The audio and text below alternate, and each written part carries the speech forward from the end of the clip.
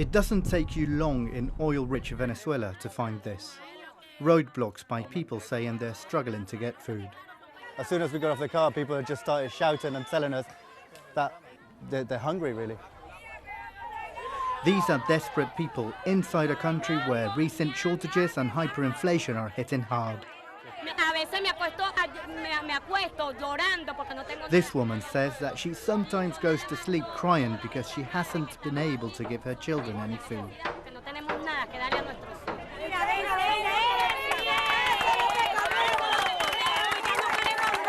This is what they're saying they eat, mangoes, that they get from the tree, that's all.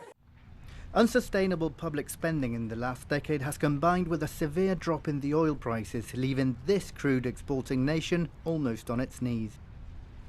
Today, Venezuela has severe food shortages, and the inflation is expected to close this year at over 700%, leaving many unable to eat 3 times a day.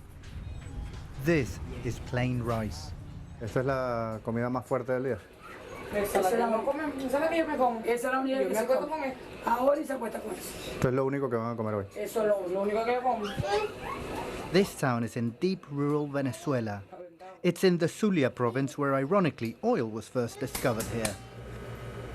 ¿Cómo se siente con esta situación? No. No te voy a decir porque no hay nombre. Estamos viviendo lo que estamos viviendo todos, los venezolanos. Todos los venezolanos. ¿Ah? ¿Cuándo fue la última vez que comió? Ayer.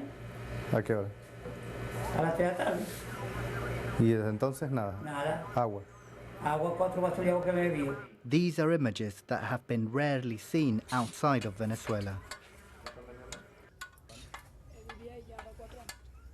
Jamás en mis 8 años como pediatra y en mi edad de vida que tengo nunca había visto una situación actual como la que estamos atravesando ahorita. Estamos enfrentando una situación de desnutrición materno-infantil. How have things become this bad in a country blessed with natural resources? This is a common sight in Caracas, the capital, queues for food. These people are desperate to buy goods sold at a government-regulated price, but they can only buy a limited amount once a week. With inflation so high, some have even left their jobs to make an income queuing for regulated price food and reselling it for at least 100 times its value in a thriving black market. This country may be in crisis, but the government of President Nicolás Maduro says it's fighting speculation with brute force. But it blames also foreign powers and businessmen for a so-called economic war that seeks to topple his regime.